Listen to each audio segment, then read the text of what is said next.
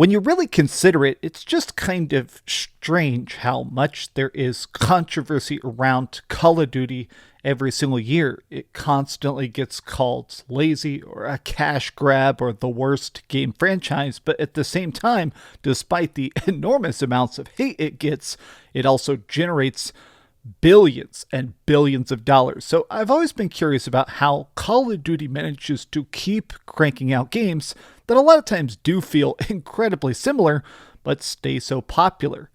But this time around, in 2024, Black Ops 6 feels different because of the pressure on it. This is the first COD since the Activision Blizzard buyout. Now it's officially a Microsoft game. It's the first Call of Duty that is launching directly into Game Pass, but most importantly, this is the first COD in a very long time that has 4 years of development. And I think that extra polish, that extra care, that bigger budget is paying off. But let me talk about the goods and the bads, because I just finished playing about 10 hours of Black Ops 6, including the campaign, the zombies, and the multiplayer. And it's definitely good, except for a few very, very bad flaws. But let's discuss. Hi, hope you're having a great day. And if you could, please give this video a like and subscribe if you haven't already. Now, let me begin by briefly talking about the campaign, because to be honest, this is what I care the least about. There have definitely been a lot of very good Call of Duty campaigns in the past, but I've kind of grown stale on them because a lot of times they feel like big shock and awe spectacle above all else. You know, it's like a Michael Bay movie. Like, it's not those movies are bad, but when you just see so many Transformers fights or weird epic helicopter explosions, you become a bit numb to it. But I think they did a good decision in that this year's Call of Duty, this campaign, I've had friends that actually beat it. Apparently the campaign this year is about 10 hours long, and it's a spy thriller. So in a lot of missions, there is deep optional stealth where you're trying to creep into areas or take targets out. Now, there is very little mandatory stealth. You can choose to, whenever you want, start throwing grenades or blowing people up, but it is cool to sneak around doing stealth kills and using a silenced pistol to get headshots before the chaos hits. That's neat. Let's talk about the multiplayer, and let's talk about the very, very good zombies. So, I don't have the biggest reaction speed, right? Because I am an old man. The newest mechanic in Call of Duty Black Ops 6 is omnidirectional movement. So, in past games, obviously, you could sprint, you could dive, you could slide. But now, instead, you can do that in any direction. So not only can you sprint towards a target or crouch behind cover or camp, but now, if you're actually incredibly good and skilled at twitch aiming, what you can do is actually dive in any direction, sprint in any direction. So it does make this extra mechanic where when you're trying to fight people, also with the additional verticality of some of these levels, the fact you can climb on top of stuff, or there's areas where there'll be like a sunglass roof that can actually shatter downward, it makes it where really, really good players, the skill ceiling for Black Ops 6 is insanely high. I mean, this does bring me though to the biggest complaint I have, which is the skill-based matchmaking. Now, this is a thing that a lot of people have kind of railed against, mostly like streamers and stuff, but the better you play in Black Ops 6, and a lot of past Call of Duties as well, it gives you an internal number, essentially like a ranking that says how good you are compared to everybody else, and it tries to match you up with other opponents that are going to be a fun match. Now, the problem with this is that I played a little over 3 hours of the multiplayer. You can see here I played like 3 hours and 27 minutes, and I got a couple hundred kills. Now, for a lot of that, I was kind of mowing down noobs. I was going in there and just blasting people with my AK-47 and having a very good time. I'd usually be like second or third place on the scoreboard. I never really came in first, but at a certain point, for whatever reason, that skill-based matchmaking started to make it where I got into matches where there'd be one or two people on the enemy team with like 50 kills. Now, the problem with it is that when you start to get thrown into these lobbies with just juggernaut gods, people that are infinitely better than you, it does kind of feel a bit frustrating because At some point, it does feel like the problem with skill-based matchmaking is if you have a couple good matches, you're getting to that groove, you're getting warmed up, you start to go into lobbies against extremely good players where everybody is hyper-tactical with a perfectly tuned weapon that they've probably played for the last 5 years. They understand that gun so perfectly.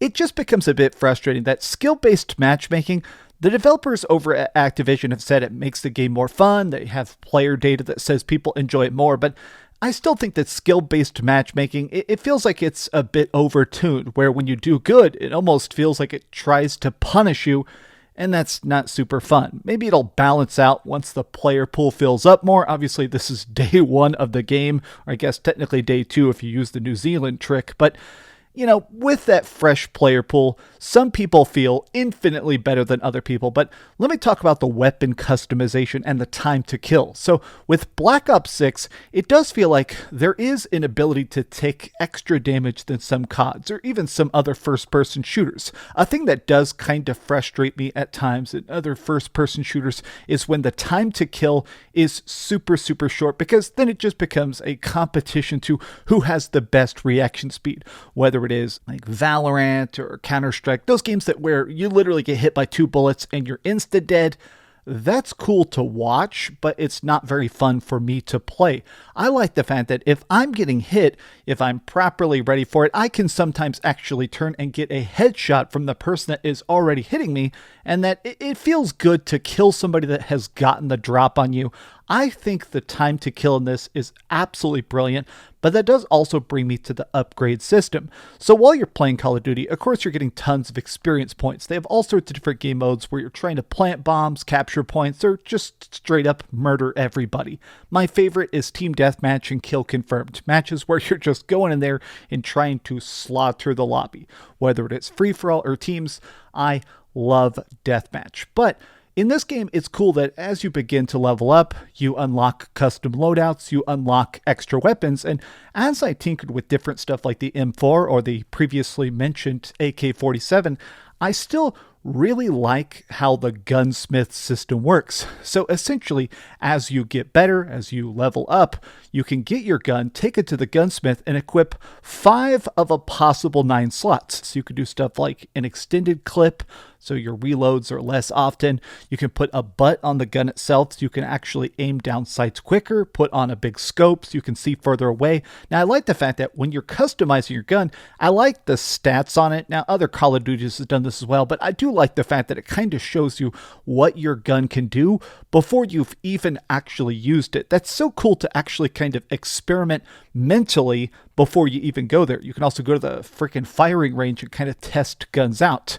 I still think this system is good, but the other part of this that I feel like I need to practice with more or read some forum posts and stuff about is the perk system. So obviously the perk system's been around since pretty much the very, very beginning, but now there's this mechanic. Maybe this has always existed, but I think it's very cool, where as you equip stuff, there are these different flavors of perk. Red, green, and blue. Now they're sort of more defensive, more offensive, or more tactical, making it so you're constantly recharging your special abilities. There was like one of the skills I was using for a while is that whenever I threw like a grenade, my grenade would just eventually restock totally on its own. So if you're doing a more camper heavy build like a sniper rifle, some of this stuff of just auto repleting is actually really good. But if you choose to make all your perk slots a particular color, you'll get a special bonus. Now, I really liked stacking up the reds, so I got the assassin bonus where whenever I killed people, my health would regenerate faster, and additionally, I'd also be able to run and sprint faster after I killed somebody. It's cool that they have this stuff. I have to say, the multiplayer is very, very good other than that skill-based matchmaking. I think something about it is still a bit wonky. It could just be that obviously millions and millions of people are still flooding it, so the brackets are kind of in flux, but I'll be honest, if it keeps staying as hard as it is, it does still feel a bit strange when I do good and all of a sudden I just can't win the next 5 matches. For a person that doesn't play Call of Duty for hours and hours every day, it does suck to get thrown into even multiple lobbies in a row where I'm practically getting spawn camped. But Finally, let's talk about the zombies mode. Now, in the past, I've admitted the fact that I'm not the biggest fan of the zombies mode because a lot of times it just didn't fully click with me, but now I think this is the first zombies since World at War, when we were killing the Nazi zombies, that I get it. There's two maps.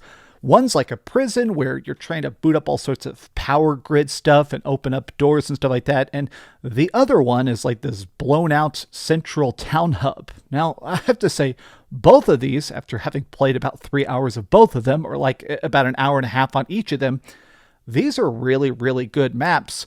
But I think that time to kill, the fact that you can take so much damage, I think there's something about the balancing of this that is perfect. I finally don't feel brittle, I feel strong enough to fight back, but even just the zombies mode, the progression feels so good. So obviously I'm kind of a newcomer to it, so let me explain to people that haven't played COD Zombies before how it works. So when you're playing this, you start with a very basic dinky weapon and a very tiny map. So at the very beginning, you're typically in like one little pretty opened up spot, but you don't have really any extra upgrades. As you kill zombies, it's all wave based. You're trying to start by killing like 20 zombies, then 80 zombies, then special zombies that have extra abilities or body armor or even extra big monsters and stuff like that. By killing them, you get these two currencies. There is cash and there is salvage. Cash is used to buy additional guns, to buy upgrades that'll make it so you can sprint faster, or actually making it so your bulletproof vest has extra plates. When you're taking damage, you can keep replenishing your plates to make it so you actually get a good damage buffer between you and getting downed. But as the map unlocks, you can use salvage to customize the guns you like most. So say you find a really good shotgun or something like that, you can choose to put on extra parts like an extra barrel, extra upgrades like making the bullets catch zombies on fire and stuff like that. This mechanic of the crafting table, letting you really craft your own style of weapons, with additionally trying to constantly be unlocking and exploring bigger parts of the map, this feels extremely good. I feel like this is the first Call of Duty Zombies, and probably, as ridiculous as it is to say out loud, the first zombies in like 15 years that I want to get good at. I want to play it with my friends. I actually want to boot it up with the party, sit there on a game night and spend hours and hours and hours kind of camping out in a corner and figuring out all the weird special secrets to it. Now, since I'm very inexperienced to zombies, and it's been a minute, I like all the weird, goofy stuff on the map, all the weird activatable landmines or weird booby traps like door frames that'll eat people and stuff like that, and they can be bought with cash. I like when you're really grinding in it and you're getting a ton of kills and you survive a couple boss waves and you start unlocking weird stuff. Like at one point, I picked up a syringe that let me become a boss monster for like a full minute, and I could one-shot everybody. It is so fun. I mean, I legitimately was blown away for all of this because it just feels so exciting to be learning about zombies again, right? I'm actually going to probably watch videos here in 2 or 3 days once they actually get made, explaining all the cool secrets of the map, because I really do want to get better at it. And I feel like that's the best compliment you can give to any Call of Duty is, I care about not sucking. The final big complaint I have about Black Ops 6 is kind of one I've had with Call of Duty for a bit that I've never had a chance to actually vocalize, which is the Call of Duty hub. It's very weird that Black Ops 6 isn't really a game. Like inside the code, it's just DLC. It's another expansion for COD. And I feel like this system is super weird where there's like a Call of Duty launcher. You go to it and it boots up the particular COD you want to play. I guess it's so they can sell you more season passes and microtransactions, but because it's all connected to this online launcher, if the internet cuts out for even a second, the entire game is disabled. You can't play single player zombies. You can't play the campaign. You can't do anything single player or multiplayer if the internet cuts out. And to me, that just feels extremely weird, especially because this is a $70 game with, I'm not exactly sure, but I think I've read it has like a $90 or $100 special edition with extra upfront skins and XP boosters and stuff like that. I do think there deserves to be, from some legal standpoint, people should be able to play a game offline to some degree. The fact that I can't play even the single player campaign unless I'm online is baffling to me. Like, I live in a major city, so since I'm in Dallas, I can play whenever I want, but it is weird that some of my friends that live out in the boonies and random hills of frickin' Oklahoma and stuff, they don't have the best internet. I guess this game is literally unplayable for them. That's just such an odd concept, especially for a game that is as big as this. But what do you think about Call of Duty Black Ops 6? Right now, if I had to give it a review after playing about 9 hours of it, like a score, I'd probably give it an 8.5 or a 9. I still feel like it is surprisingly polished. I'm going to finish the campaign and I'm going to play a lot more zombies and hopefully die a lot less. But what do you guys think about it? Tell me your thoughts in the comments down below. And if you enjoyed this video, be sure to give it a like, subscribe if you haven't already, and please keep dreaming. By the way, all this gameplay was recorded on PS5. Thank you, Activision, for the PS5 code. Thanks so much for watching that video. If you want to see something else, you can always click this link to see what I put up last, or, subscribe and see what's coming up next. Also, I promise that whatever I do, it'll try not to suck.